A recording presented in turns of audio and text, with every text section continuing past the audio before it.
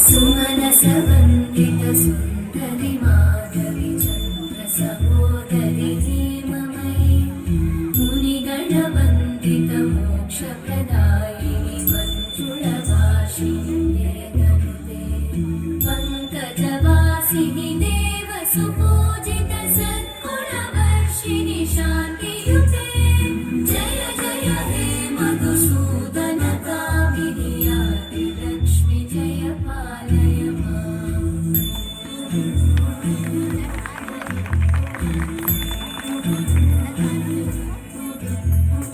ऐकलिकल्मषनाशिनि कामिनि वैदिकरूपिणि वेदमयि क्षीरसमुद्भव मङ्गलरूपिणि मन्त्रनिवासिनि मन्त्रनुते मङ्गलदायिनि अम्बुजवासिनि देवगणाश्रितपादयुते जय जय हे मधुसूदन कामिनि धान्यलक्ष्मि जय पालय माम्।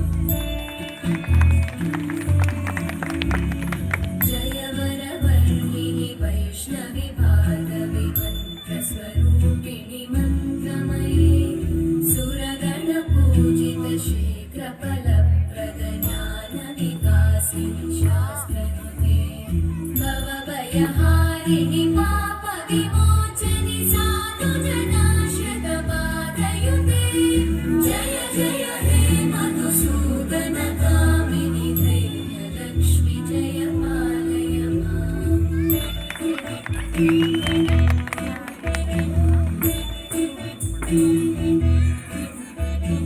जय जय दुर्गतिनाशिनि कामिनि सर्वफलप्रद शास्त्रमयि रतगजतुरगपदादि समानुत परिजनमण्डित लोकनुते हरिहर ब्रह्म सुपूजित सेवित तापनिवारिणि पादयुते जय जय हे मधुसूदन कामिनि श्रीगजलक्ष्मि पालय माम्।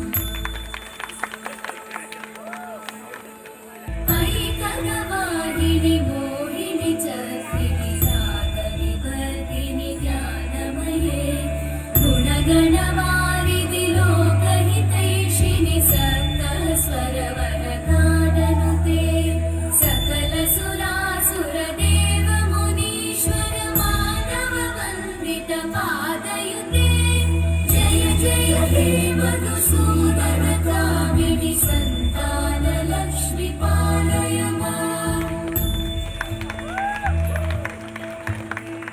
जय कमलासनि सद्गतिदायिनि ज्ञानविकासिनि गानमये अनुदिनमर्चित कुङ्कुमधूसरभूषित वासितवाद्यनुते कनकधरा स्तुति वैभववन्दित शङ्कर देशिक मान्यपते जय जय हे मधुसूदन कामिनि विजयलक्ष्मि जय पालय माम्।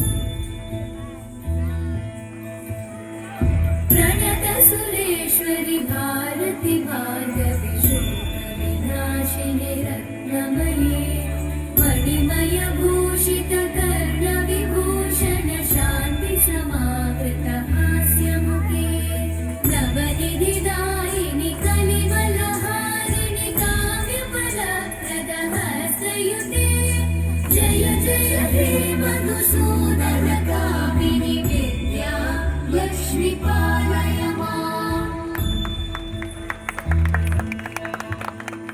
धिमि धिमि धिं धिमि धिं धिमि धिं धिमि धुं धुमिनादसुपूर्णमये धुम धुम धुं धुम धुं धुम धुं धुम शङ्खनिनाद सुवाद्यनुते वेदपुराणेतिहास सुपूजित वैदिक मार्ग प्रदर्शयुते जय जय हे मधुसूदन कामिनि श्रीधनलक्ष्मि पालय माम्। जय जय हे मधुसूदन